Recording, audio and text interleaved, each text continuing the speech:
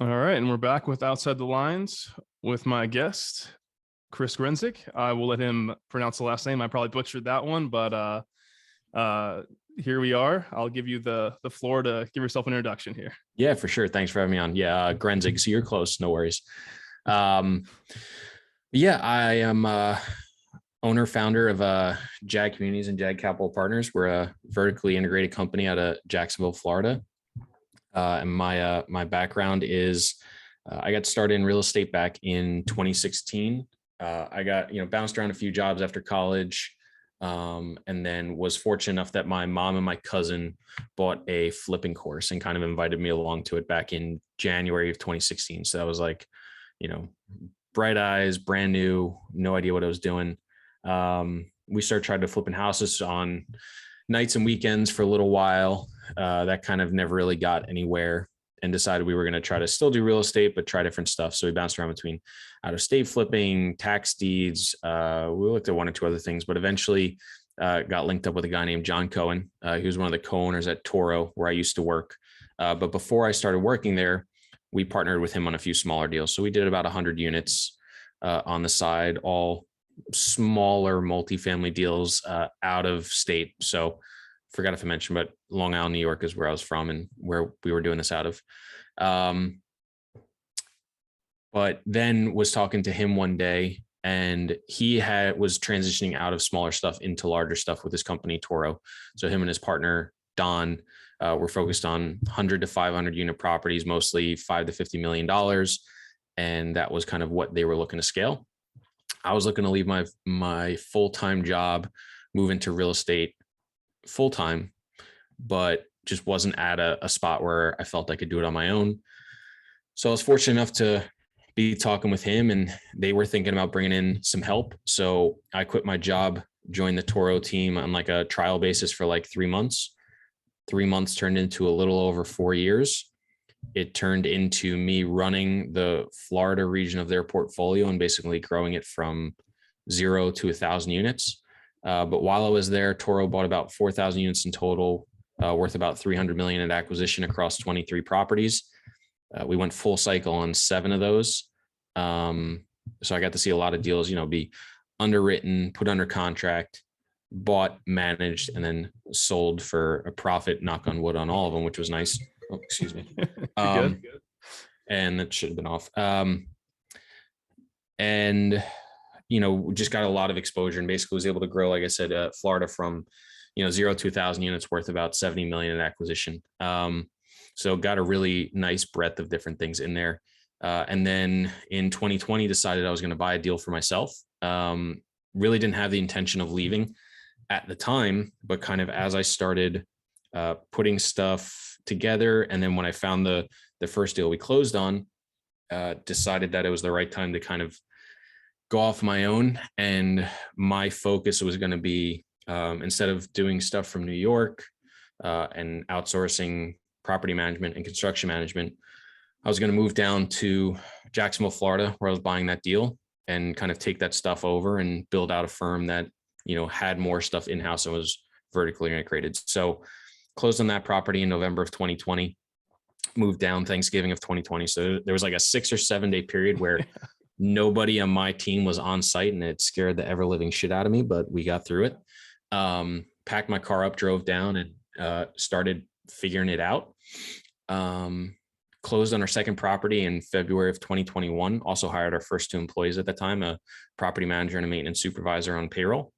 And then spent the next 6 to 9 months roughly just really tripling down on the operational side of stuff, really focusing on the property management, the renovations, how to deal with the day-to-day stuff, how to, work with 2 employees, how to start setting up systems. And it was a really big time in my life where I was trying to learn a lot about how to build a business, grow a business, operate properties. And look, property management is not that difficult of a business.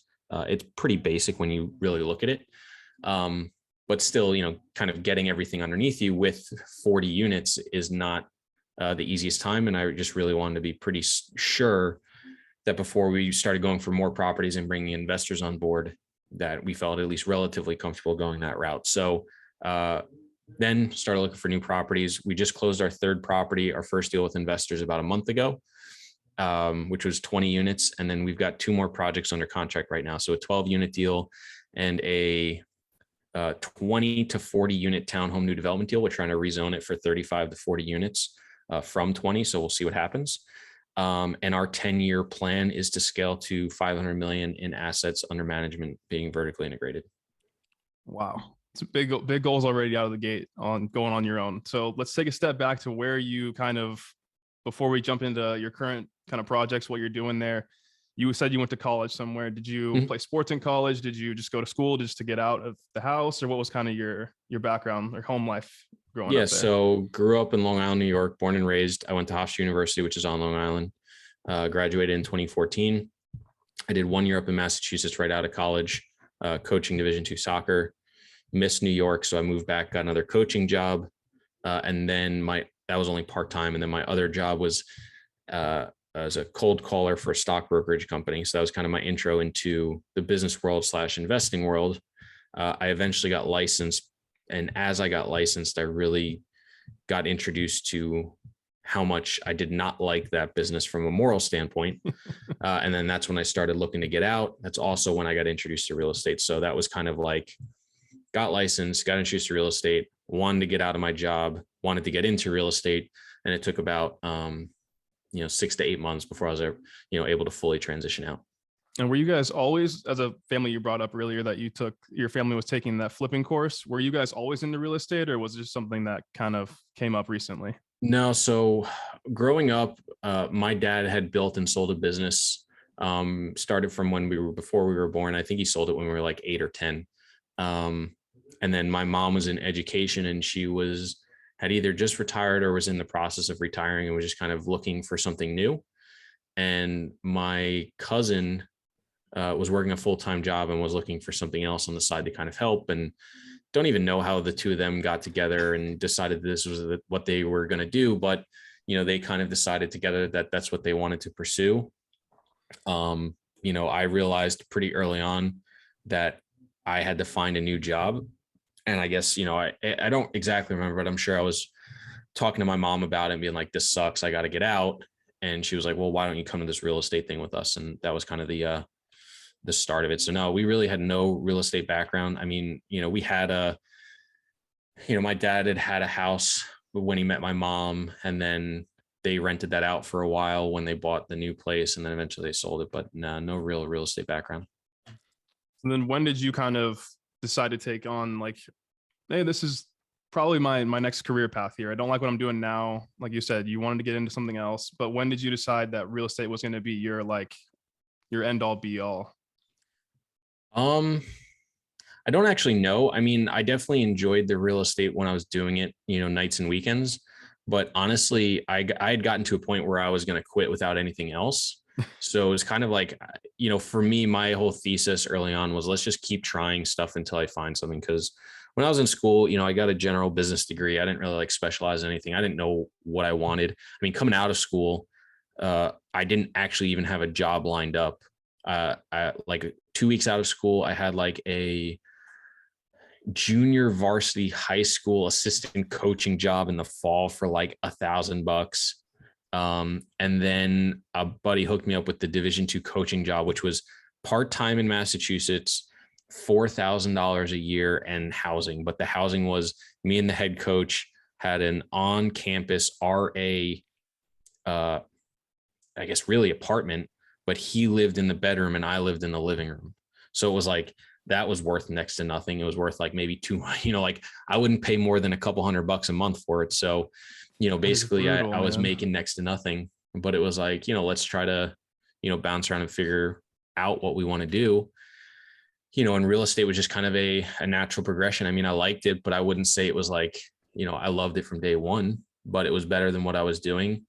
As I was learning more about it, I saw how great of a field it is, how long of a field it is that it's been around. It's not like this, this new thing that I felt could phase in and then phase out equally as quickly. So I was like, all right, let's just explore it. And, over time, just really enjoyed it. And found my footing in it and felt I was pretty good at it. And, I wouldn't say there's at any one point in time that I was like, okay, this is what I'm, going to be doing for the next, 10 to 50 years. I mean, who knows, but yeah, it's just kind of natural. I hear you on that one. Is because there's just, so now leading on to the next part of that, like there's so many different avenues to get into real estate. Like there's people, like you said, there's wholesaling, there's flipping, there's single family homes. What made you kind of decide that like multifamily is the best route for me as well? I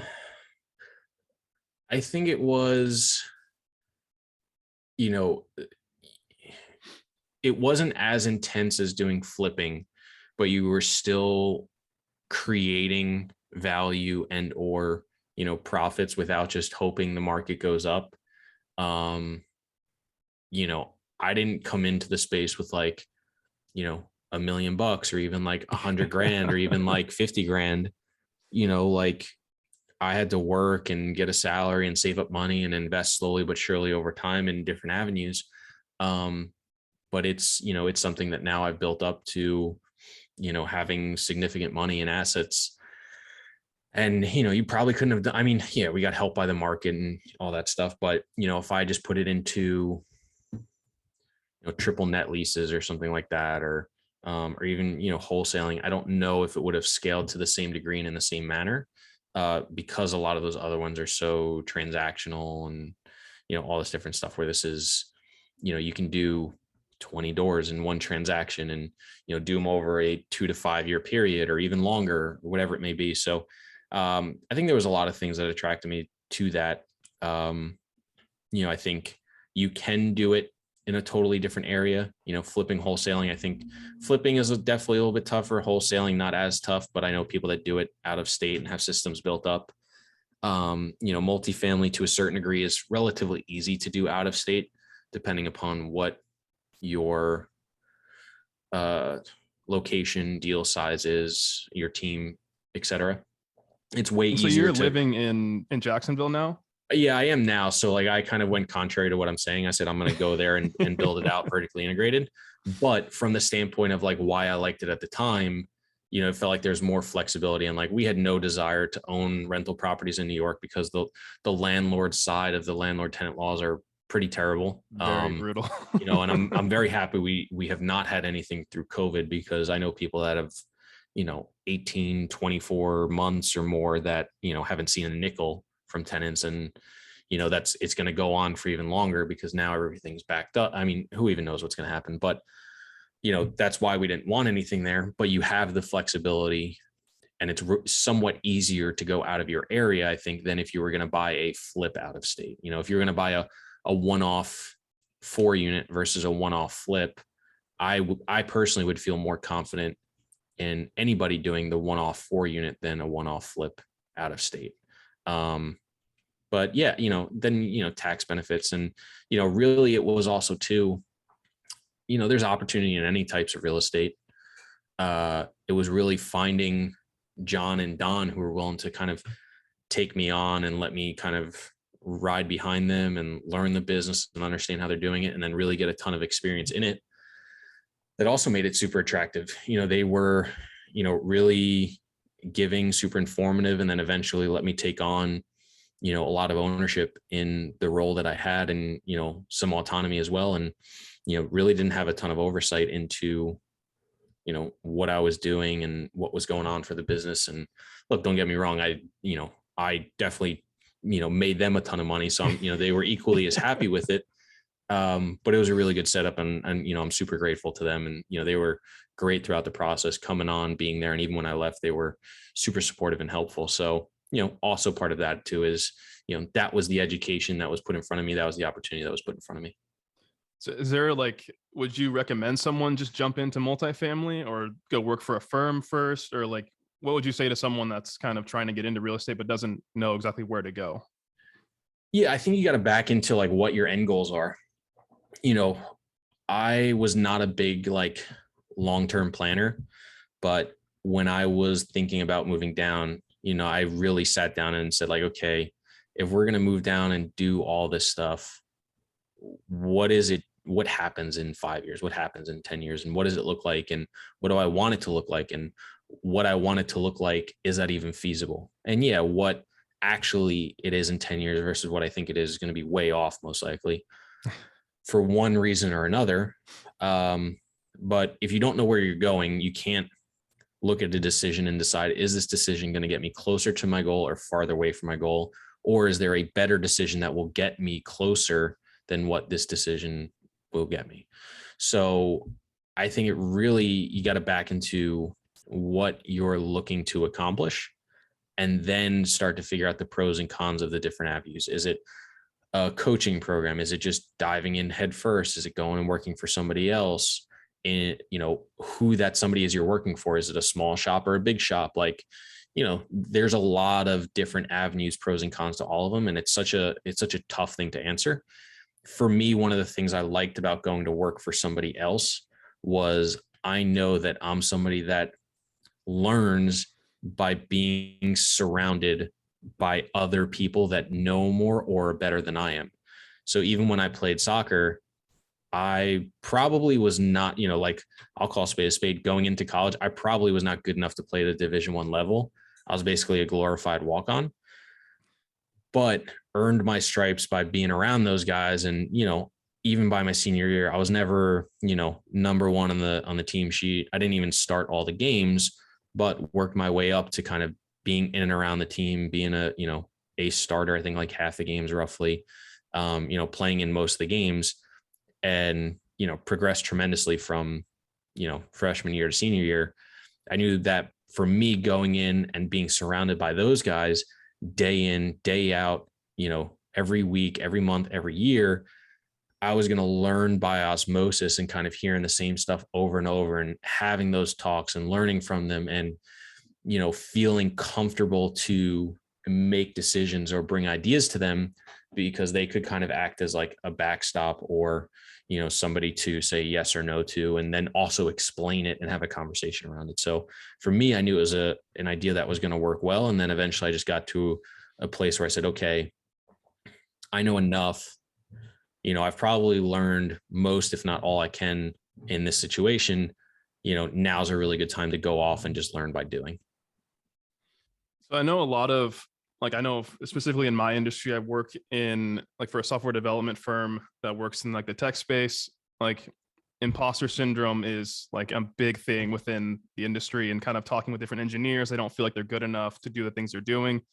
Was that ever an issue with you growing into that position of just this world is built by people who had no idea what they were doing. And yeah, you're going to feel like it all the time. I can't tell you how many, I know I move pretty slowly.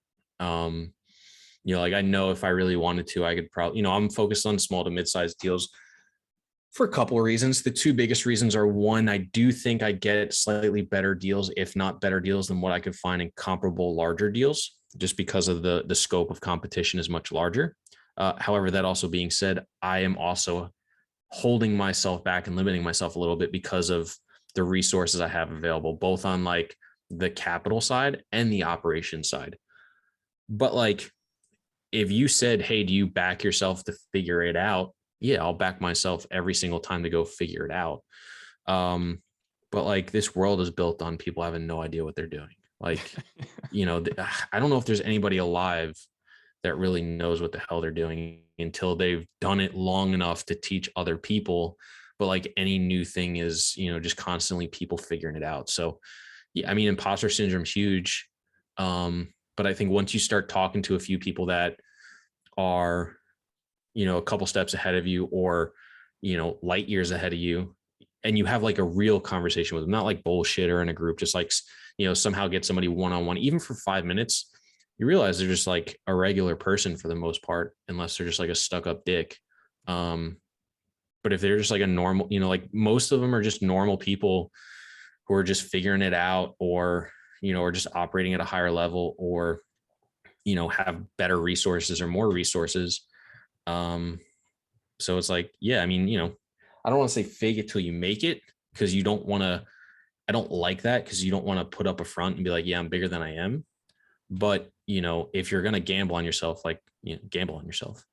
Like you said, you'll find a way to figure it out in the end. And I think most people, especially in the investing community, know that there's going to be problems and errors and mistakes and troubles and tribulations. And, sometimes they're going to be minor and no big deal. And sometimes they're going to be major, but that's the risk aspect of it. And I think as long as you are pretty genuine and not like over promising or trying to present yourself as bigger than you are, people are pretty okay with that. Like, there's a really not huge spoken about thing kind of in the investing world, and especially in the capital raising world.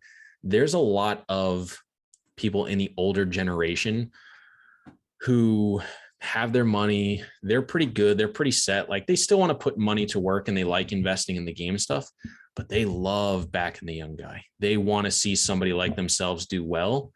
And they're okay with somebody being younger or a little bit greener or, whatever, because they're like, this guy is, or this girl is me when I was younger or very similar. And they're like, I would love to see that. And it's like exciting. And, I even get that to a certain extent where, I'll meet somebody in town looking to get into it or talk to somebody trying to get into the space. And it's like, yeah, I want to help as much as I can, because there's those people that were, a couple steps or several steps ahead of me that, did the same thing. And I think in aspects of both, the investing side as well as the community side of other real estate investors and operators and owners, it's a really, really nice kind of community and space to be in, where it's not like dog eat dog and tearing people down to build each other up. Like, it's pretty cool. Like, I all the time, I'll get a deal in an area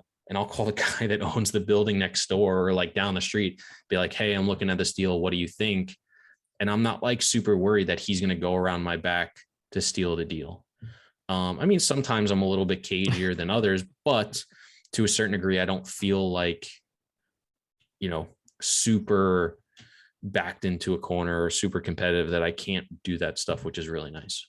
Yeah. So you mentioned raising capital. I spoke with another real estate investor probably a couple of weeks back. He's in the South Florida area, Julius Van Ruin. He's a guy from Australia. He moved down there with his fiance, and now he's just flipping like it's his life depends on it. But he's the partner in the business, and he does all the capital raising. Is that something that's kind of big for you guys at your firm, or you guys try to stay with like a local private investor that you like to work with on the side?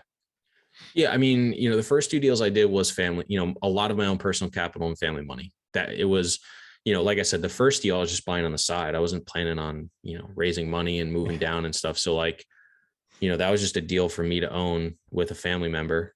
And then the second deal came up pretty quick and needed a pretty quick close. So fortunately, we had the resources to do that. And again, for me, I was like, this is too early for me to go to investors. I was like, I haven't talked to him long enough. I said, it's too quick of a close. I said, I don't even have a ton of information. I knew going into it, the deal was so good that any like things I didn't like, I had no historical financial information. I didn't have any of the leases. I didn't know anything about like deferred maintenance or CapEx. But because I knew the numbers so well, because my deal was around the corner, a deal Toro had bought was around the corner. And because I was local, I could go drive it, because I knew how to pull permits and call people and had a good resource. I mean, I was like, we could double or triple our CapEx budget, and this will still be a good, if not great deal. And it's probably going to be one of the best deals we ever do. It's going to be one of those deals you hear about on those podcasts where it's like, tell me about your first deal. And it's like, I made a 50 IRR. It's going to be one of those. It's going to sound fake, but it just happened. So, it wasn't really that type of deal. And then after doing that, I was like, okay, I really need to nail down, because, I do want to bring investors in. I do want to, I don't have, if I want to get to 500 million, it's like $200 million in equity. I sure as shit don't have $200 million in equity, and my family doesn't. So that's the goal. And I always knew investors were going to come in. That's why I purposefully took a little time, did not look for new deals, and really just kind of drilled down on that side of things. So that way, as we started to look for deals, I would feel comfortable having those conversations. So, we've got a decent local network of guys that look at deals. A lot of them are, just normal everyday investors, some, smaller, some larger, from all over. But yeah, we've started opening it up a lot to, different people interested in being in deals, that we're working on.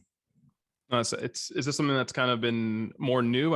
I saw recently that you've been kind of pushing investor newsletter a lot more recently. Is this something you're trying to take on a lot more capital just to get to that big goal of yours? Yeah, I mean, it's partially that. It's partially also, when you get into the capital raising game, it is a slow burn. It's basically, you got to start today for the deal 12 months from now. But it's also, I've just got a crazy amount of potential deals in the pipeline right now that I'm like, I am way under where I need to be in terms of leads and potential dollars to raise for the amount of deal flow that I have right now. I mean, we've got probably, I literally just got sent a new 3.5 acre site yesterday, which would be another, God, $7 to $10 million in new development, if not more. Actually, no, it's more than that. I don't even know. It's probably 10 to 15. I mean, we're anywhere from 35 to $55 million worth of potential deals in our pipeline right now. My guess is we'll buy at least one, if not two or three. And with the 2 deals we have under contract, to hit that 500 million, I broke out each year for a certain, quote of how many we're going to buy. So for anybody interested, it's basically we'll have to own $500 million worth after 10 years. We'll have to acquire 640 million, loosely sell off 100 million of that. And then that would be 540 million owned. It gives me almost a 10% buffer. That way, if I undershoot a little bit or some things change, I have some wiggle room in there. But it had us acquiring 5 million in the first year, 8 million in the second year, and 13 in the third year. Those 2 deals we have under contract closing in 30 days, and then raising money and like closing with investors in the beginning of Q3, most likely. That will put us above our year 2 target, most likely. And then, and I'm not even a quarter of the way through the year. So, just trying to push progress.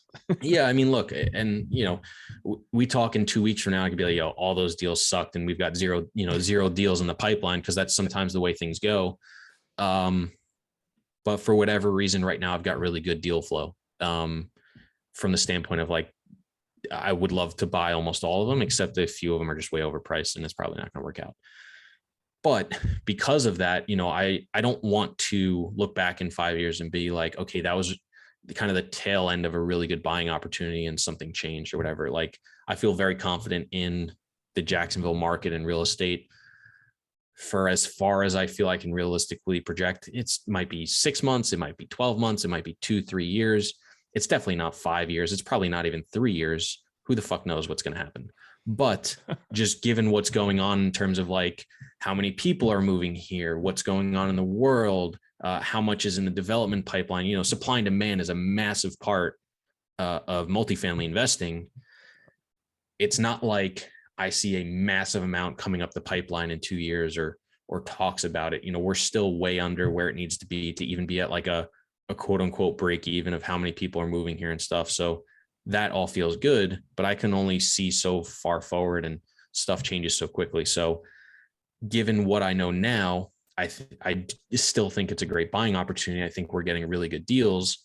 I don't want to pass up just because of these realistically made up numbers that I've just come up with. There's nothing holding me to those numbers except myself. So, I'm just trying to push, take what's kind of in front of me and, scale at a realistic pace, but also a little bit of a stretch too. So can you walk me through a little bit of what you guys do at Jack Communities? How did you guys, I know you said you wanted to jump into a little bit of what you are kind of your main project is right now. And that would be that, I'm assuming, but how did you decide to move to Jacksonville, and how did you decide to just spin up a real estate firm? Yeah, I mean, all of our deals in Florida were in Jacksonville. So we got introduced to our first deal in Jacksonville. We closed on it November of 2017. So I think it first got sent to us probably back in July or August. And from there, we bought another, we got up to 1,000 units over a 2.5 year period. And over, 2017, through today, I spent a ton of time, in the market, on the market, looking at deals. I have a pretty good knowledge base of like, a lot of the deals in town. And especially now that I moved down here, my knowledge of neighborhoods and submarkets just keeps getting better and better and better. And, learning about, what's going on in new projects and where people are focusing. And, now also starting to really dive in deeper into like local government and council members and, what is this person like and what is this person doing, and where are things changing and where are things potentially popping up, and trying to continue to get in front of the 8 ball before, when somebody announces there's a $400 million development going in next door, that's been in the works for 36 months. Even if you close and it comes out 6 months later, most people that are serious in that industry knew about it for months, if not years. So it's not anything new. That's where I'm trying to get to now, where it's like, okay, if real estate is at the end of the day a local and a location game, and it doesn't really matter what happens in the the countrywide, even the statewide or even the market wide. Like, it's such when you really drill down to it, like, it's a very localized game. And yeah, if you want to crazy diversify and spread across 25 different states, then yeah, maybe look at more of it from a macro standpoint. But for us, it's really important, being in Jacksonville, that we kind of really start to understand the market dynamics and what's going on here locally. But for me, it was when we were using third-party management companies, it was always a little bit frustrating because we would have a couple different management companies, and all those management companies would have several, if not dozens, of different clients. Yeah. And everybody had to come up with their own way of doing things. And then we would have like the same report done 3 different ways. And then we would want to have our own report. So we'd have to scrub that information into a report, or it wasn't super efficient. And then also too, there's a very large disconnect between the people on site. When you have a 300 unit complex, there's probably 6 people that work 9 to 5 every day on that property, in the office or in maintenance, working your way up from them to your regional, to, maybe your C-suite, to your owner, then to me, and then to, my company's owners, to the investors, right there. There's like a lot of layers to that cake, and a lot of stuff gets lost in translation. And for me, it felt kind of inefficient and, very disjointed, in the fact that it never felt like everybody was heading exactly in the same direction. And it felt like we were constantly having to fight, to a certain degree, to control where the ship was going. And for me, it seems a little crazy that your on-site operations is a totally separate company, vision, values, culture, than the ownership group.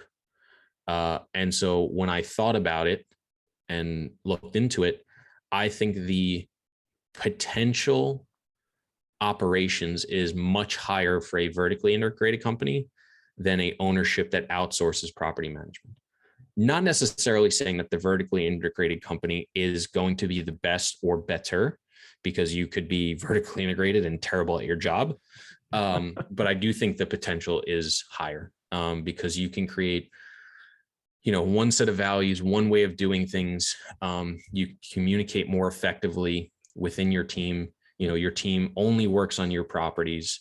They're not worried about how this owner likes to do things, and that owner likes to do it this way. And, and in this neighborhood or in these different markets, you can kind of funnel it down and set up your systems and operations potentially in a way that keeps everyone more closely aligned than I think you could with third party. So that was the idea, at least, to come down and build that out from the ground up, and hopefully instill, the values and operations that we're looking to achieve, when we're buying these assets. And basically what we're trying to do is find poorly operated, rundown properties where we can come in and clean it up and improve it, soup to nuts inside 12 to 24 months, bring rents up to market or very close to, basically maximize the value as much as we can on the property within that time, and then refinance the property, pull out a chunk of change, and then have an asset that outperforms what you could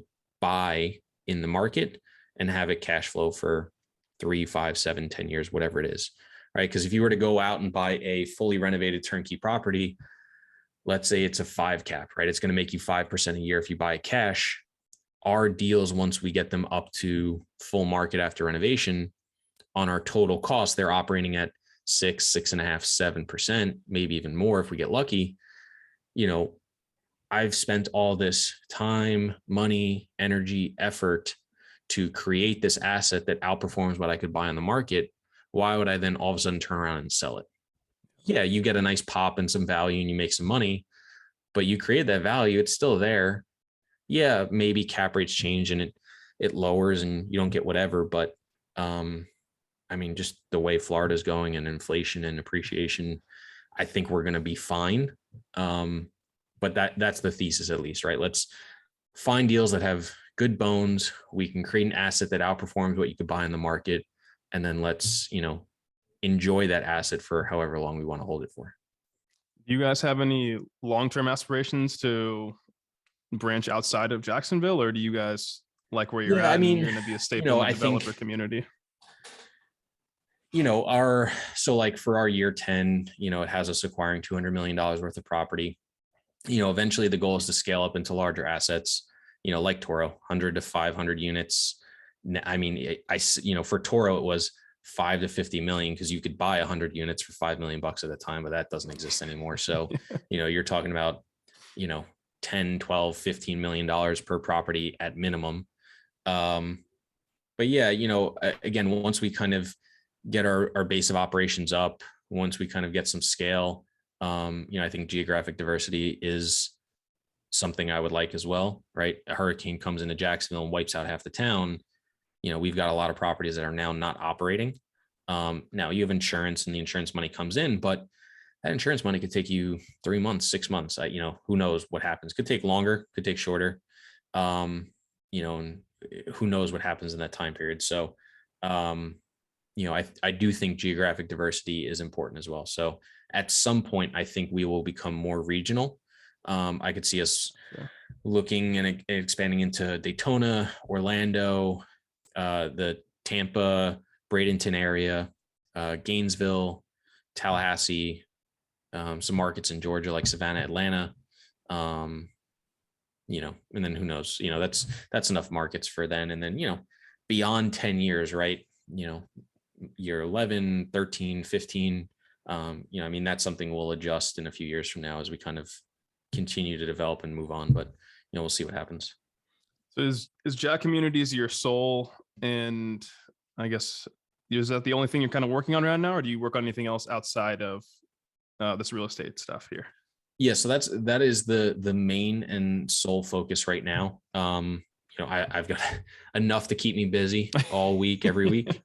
I am looking at, I would say, the bread and butter for us is existing multifamily. I would say that the new development stuff is us branching out slightly from that. It's similar, but it is a different risk reward profile. And I don't think we'll ever be just a developer. I think it'll hopefully be a component of what we do. And we'll see how the market shifts and what we like and what we do. But if you ask me right now, I think the existing stuff would be, more of our bread and butter. But I think that's me branching out a little bit.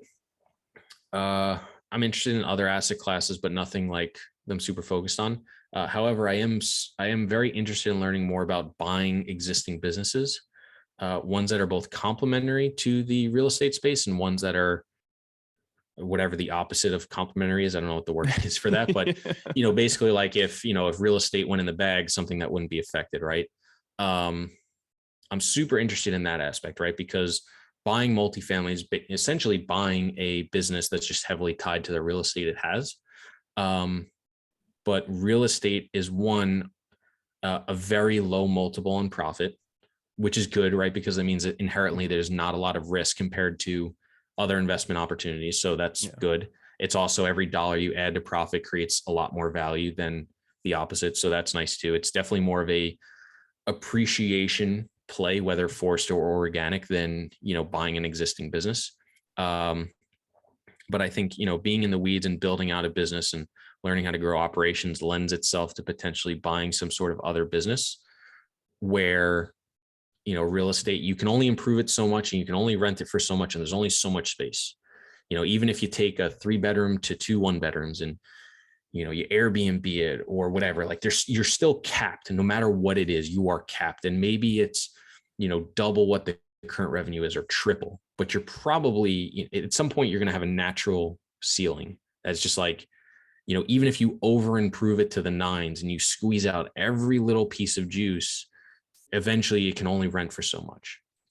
An existing business, I feel a lot of them have significantly higher ceilings where, you can 10x, 20x revenue over, several years, because, you could go online or the business is you're not limited by the space, you're limited by your resources. So if you want to do more business, you might have to have a bigger office or more staff, but it's easier to grow than, a physical piece of real estate. So that is something I'm slowly trying to educate myself on and learn more about. Not something that I think we would enter in the next 1 to 3 years. I think it'll probably be more like 2 to 5 years is when we kind of really start looking at it. Yeah. But I want to start looking at it now slowly but surely as I'm, working on building up a business to eventually add that to, kind of the stuff we're doing, and either as a thing that, we just do as, complementary businesses, greater control over properties, or just, another type of asset, or something we eventually open up as a, investment opportunity for investors. I don't know, but that is something I'm currently really interested in. That's awesome. It's a little late in the interview, but how many people do you guys employ, and how many staff do you guys keep? Yeah. So right now, including myself, there's 4 of us. So my girlfriend actually just left her job to come help us out. I will probably hire 1 to 4 more people this year, depending upon how much we get. I was interviewing for project manager, didn't really love anybody that I got introduced to, but I didn't like post an Indeed ad or anything. So, I'm just kind of letting it settle for a minute, and then I'll probably post some sort of ad and try to bring somebody in, basically somebody to oversee all of our, capital projects, renovations that we have going on for our interiors and exteriors and amenities and stuff. And, coordinating with subcontractors and vendors and, doing quality control, things of that nature.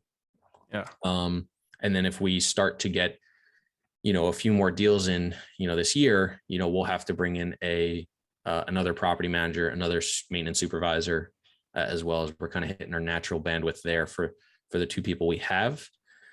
And then, yeah, I mean, who knows, but we're 4 currently. I think we'll be anywhere from 6 to 10 people by the end of the year. Do you have any end goals for the firm, or do you plan on just keeping this thing forever and just letting someone else take it over when you're done with real estate? Yeah, I don't know. It's a good question. I think, I've read several books, E-Myth, Clockwork, etc. I would like to have it set up to a degree where it is something that could be sellable. I think now, sitting here at, 14 months into the business and at 30 years old, the idea of never selling is super appealing. However, that being said, who knows where life takes me and what happens. There's plenty of much larger companies, REITs, large institutional companies that will come in and buy out a small to mid-sized firm to not only get the properties, but to get the infrastructure with the management business and everything in place as well. If you ask me right now, I have zero intention of doing that. But again, right, you never know. But that being said, for me, the intention is to build a business and be an owner and not a vital cog in the machine. Yeah. I want to be able to take a 4-week vacation. I want to have basically like an investment committee where my team is analyzing deals, bringing them to me, and I'm deciding what direction we're going into to a certain degree, right? And I think that will change over time, but, I don't know that I'll ever be totally hands off, but I could also see it evolving into a holding company where real estate is one leg of it, a significant leg of it, but having a couple different avenues where I'm taking more of a greater oversight into everything versus, more a day in, day out type of person. Like you said, life definitely can get in the way. I know you mentioned a girlfriend there. I don't know, you guys get married, you're gonna have having a kid. Next thing you know, you don't want anything to do with it. That's all on the plan. So, we'll focus on getting, married first and then talking about kids. But yeah, I mean, look, life happens and it happens quick, and things can change and shift. So I'm not, that was the one thing coming back to like the 10-year plan and coming up with plans. I never did it because I was like, well, I don't know what I'm going to want to do, in 10 years from now, let alone, 10 days from now. So why spend the time to put a plan? But it is important to have, so you can really see where you're going, why you're going that direction. Is it worth it? Is it feasible? Because the last thing you want to do is get, 10 steps in and realize, shit, this isn't going to make anything, or this is going to be more effort than it will make me.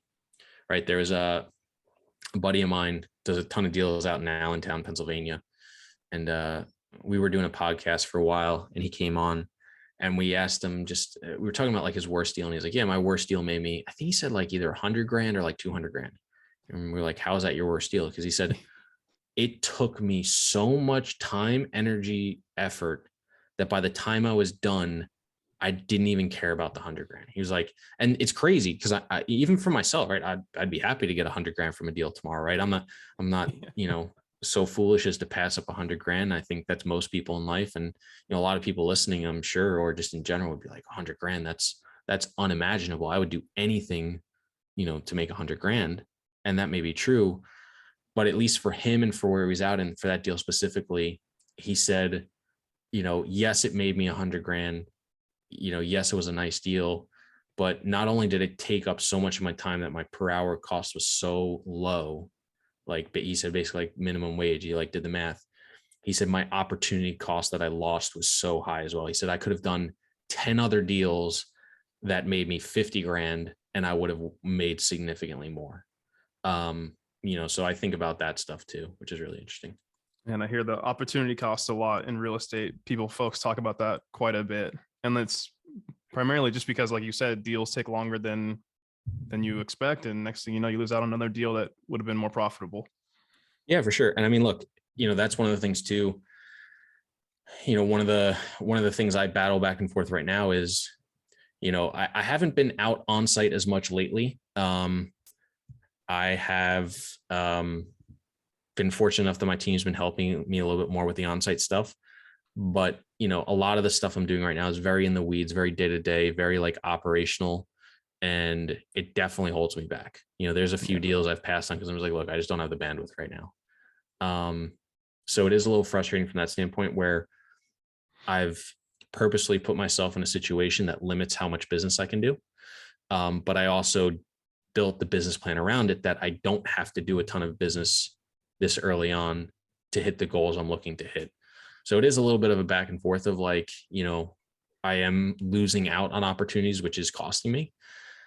But also I think the work I'm doing now is pretty invaluable from the standpoint of, 10, 15, 20 years from now. So it is a tough battle sometimes to fight, but, sometimes, at least for myself, there are instances where, missing out can actually be beneficial in the longer run. Yeah. It's tough to say. That's to get to close to wrap things up here. We're called Outside the Lines for a reason, and that's kind of just a couple questions of like, what do you do outside of real estate? I know it varies with a lot of people. Is there a guilty pleasure show that you enjoy watching, activities that you enjoy doing? Just a little bit more about you, Chris, and everyone's stuck in the day-to-day weeds of he's a real estate investor, he does this and this, but just want to get to know you a little bit more here. Yeah, for sure. So I'm still a huge soccer fan, so I play at least a few times a week. Watch games when I can on the weekend. I'm a big Arsenal fan, so this year's been pretty good for us. We got a nice, young new team with a lot of guys that have come up through it. So pretty excited about that and excited for the next few years to see where that goes. I read quite a bit of like fiction and fantasy books. So we've been reading, me and my girlfriend been reading a bunch of books from this guy named Brandon Sanderson. He's got some really good stuff, pretty well known. So been pretty involved in that. Just hanging out with family, going on trips. We got 2 dogs as well. So we take them to dog parks, go out for walks, just mess with them in the house and stuff and just hang out. So, that's all the main stuff. Yeah, of course. And if anyone wants to find you, reach out to you, where can they find you at? Yeah, for sure. So we've got 2 websites that are under construction. So unfortunately, I don't really have anything to pinpoint to now. But if anybody's interested in like reaching out to me in one fashion or another, right? You're like, hey, I want to, I'm interested in investing. I'm interested in like, learning. I just want to connect. You're like, whatever. Just shoot me an email, chris@jag-communities.com, JAG-communities.com. Or, just follow me on social media, connect with me there. Main ones are Instagram @Chris.Grenzig, and LinkedIn, just search Chris Grenzig and you'll find it, but I'm on a bunch of others. Is there a piece of content or podcast, anyone else or someone else you want to shout out within the real estate community that people should be looking out for?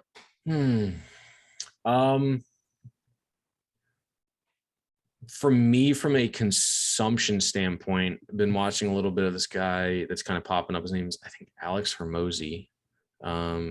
He's been kind of interesting. Listened to a few pieces by him, seen him around. He's doing some interesting stuff.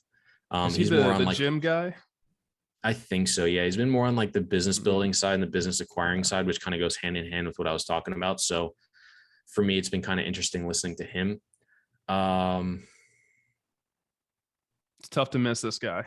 He's jacked with a massive mustache. There's a million people I could shout out. I mean, if anybody follows me, you'll see I kind of interact with, several people on a regular basis. So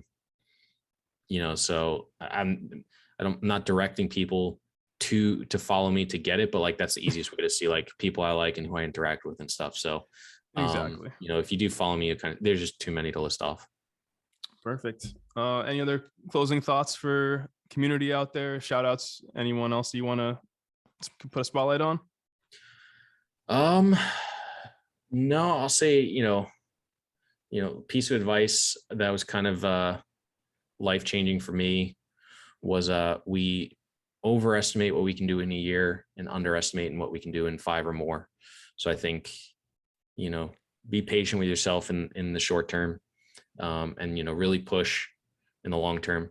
And no, otherwise, just shout out to my family. They're the best. They support me through everything.